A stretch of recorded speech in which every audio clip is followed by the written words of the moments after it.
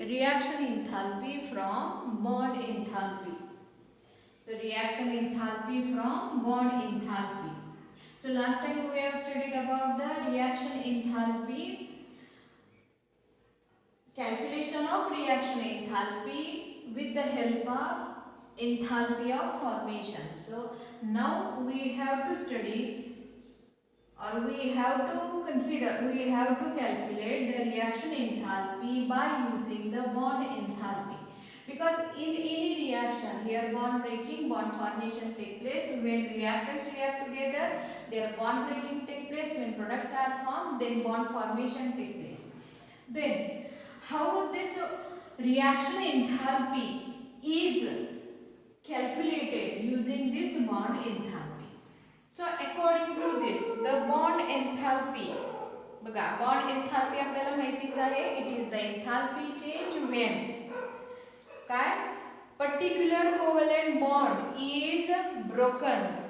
कुठे ब्रेक होतो तो in one mole of gaseous molecule to form the gaseous atoms or radicals. That was the bond enthalpy.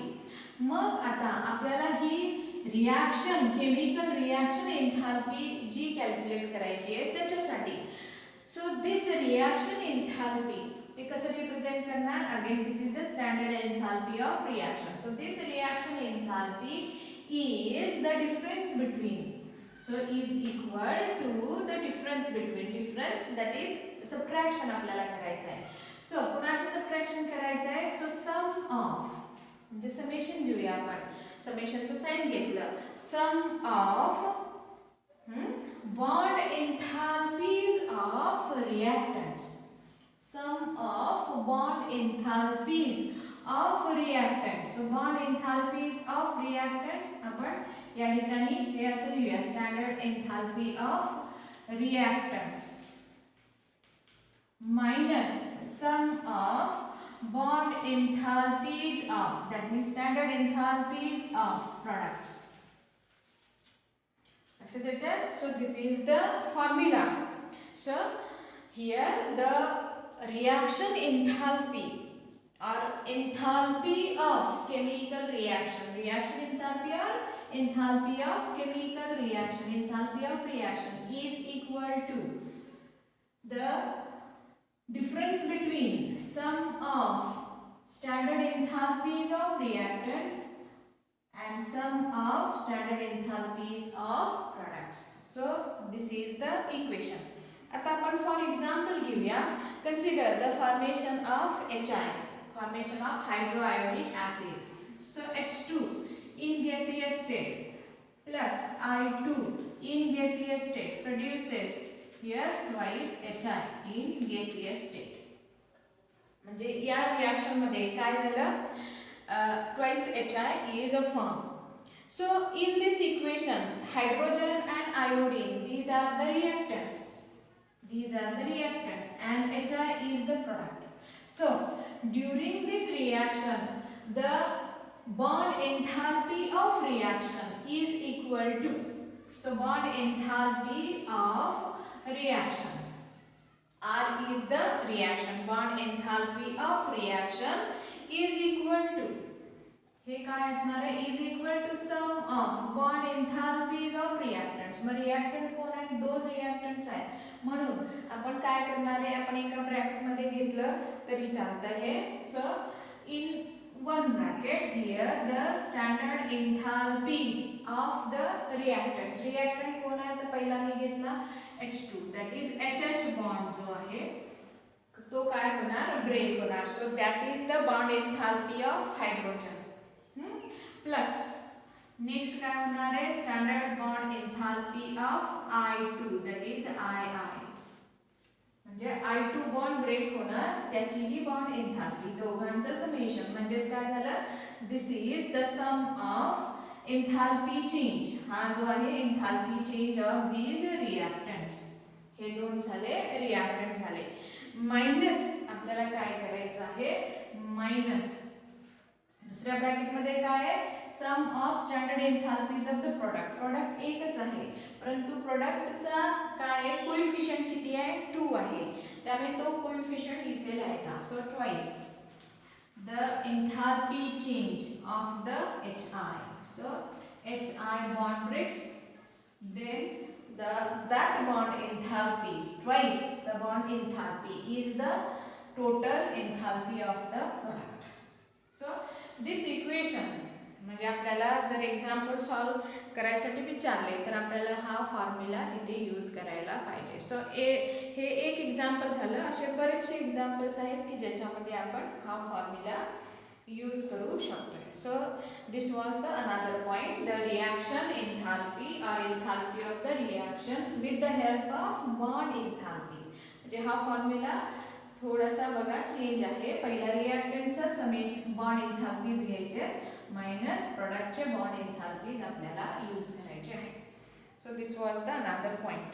आता त्याच्या पुढचा next point आपल्याला बघायचा आहे. So Hess's law of constant heat summation. आता हा लॉ काय सांगतो? Hess's law of constant heat summation म्हणजे काय? आपल्याला प्रश्न काय येणार बघा, state and explain the Hess's law of constant heat summation.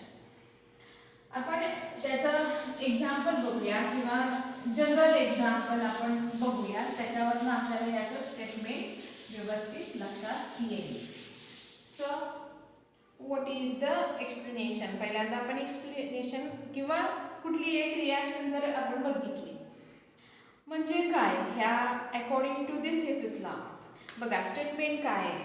Overall enthalpy change for a reaction is equal to overall enthalpy change of a reaction. म्हणजे एखादी particular reaction झाली आणि त्या रिॲक्शनमध्ये जो एन्थाल्पी चेंज आहे that enthalpy change is equal to, तो enthalpy change काय आहे? This enthalpy change is equal to the sum of enthalpy changes which are taking place in individual step. So this is the Hess's law of constant heat summation.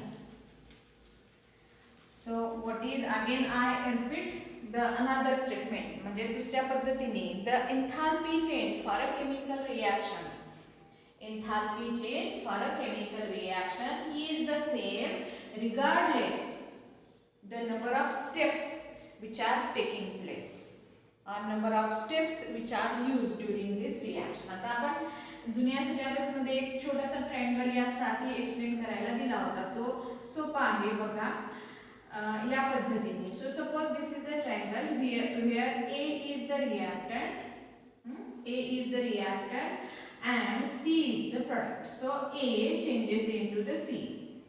This is the first way. म्हणजे या ठिकाणी A is the reactant, it converts into C, C is the product. Here the enthalpy change take place. So this is the enthalpy change, standard enthalpy change जर H1 असेल.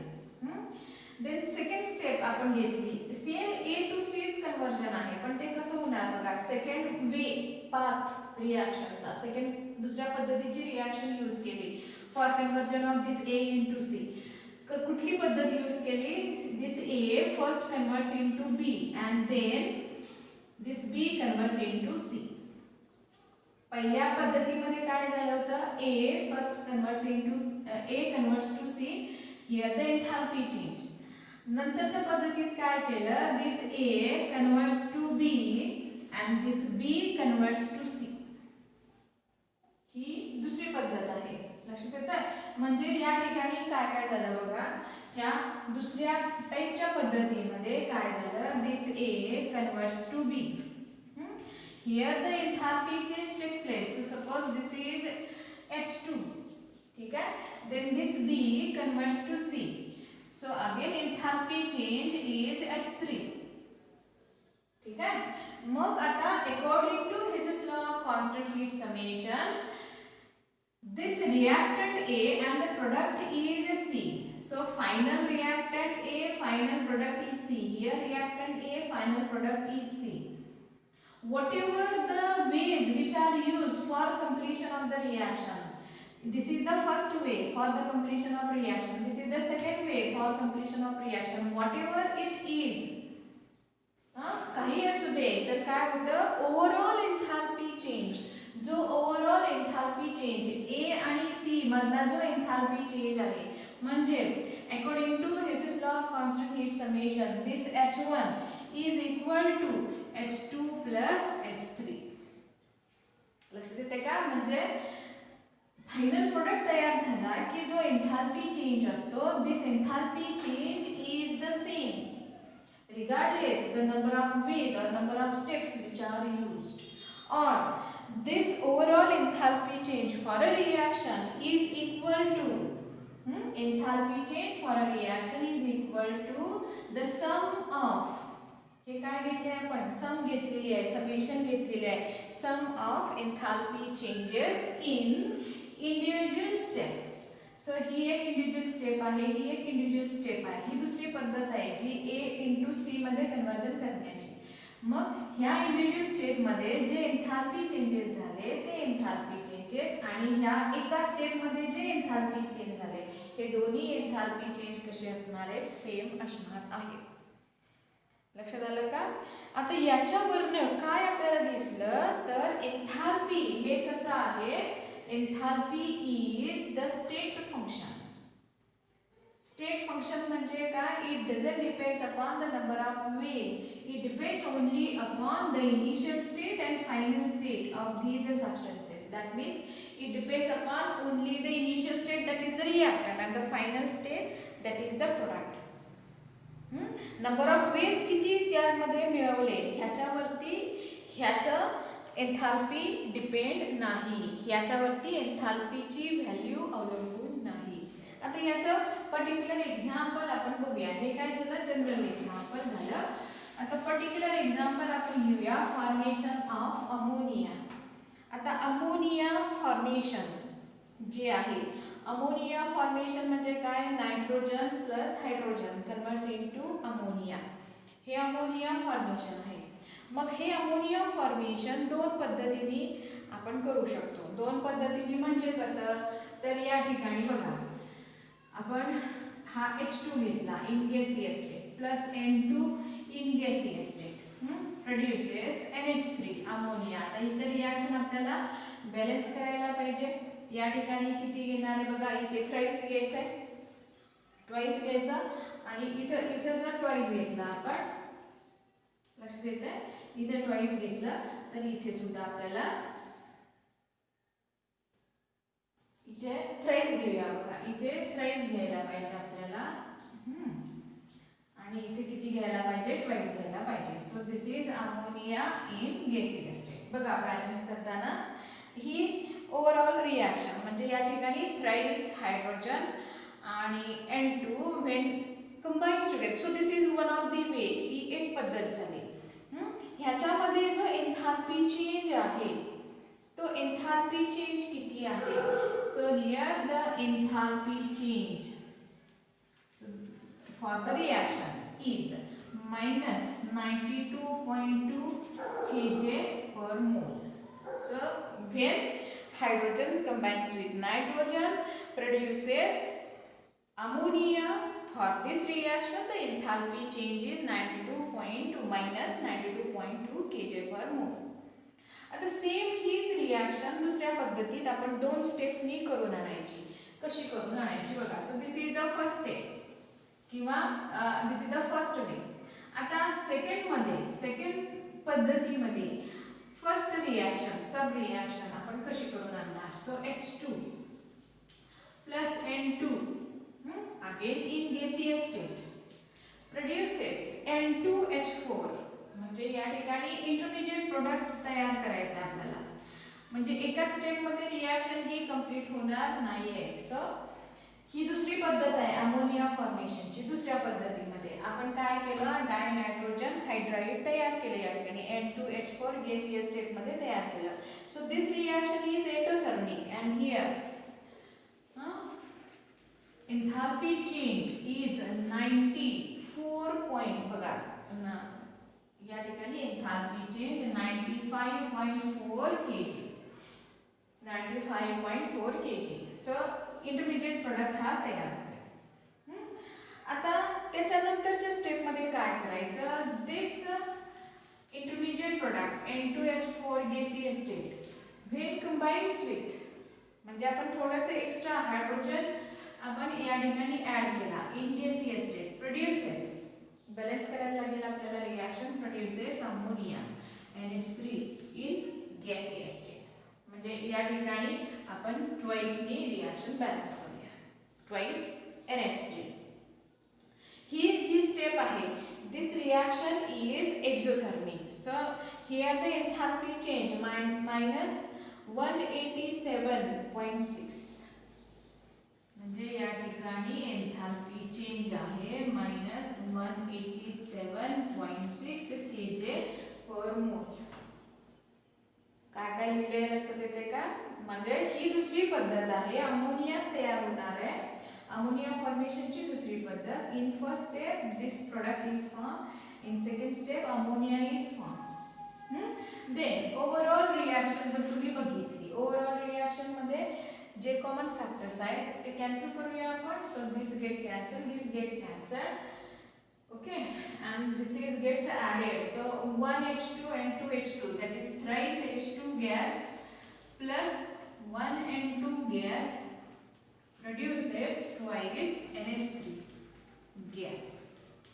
And here the enthalpies, they are also added or subtracted just like mathematical expression. ठीक आहे. आणि मग याच्यामुळे काय होणार आहे या ठिकाणी लक्षात येते का, आपल्याला काय कॅल्क्युलेशन करायला पाहिजे. मी या ठिकाणी मध्ये हे कॅल्क्युलेशन लिहिते. So 95.4, so this much first स्टेपची एंथैल्पी चेंज प्लस काय करायला पाहिजे -187.6.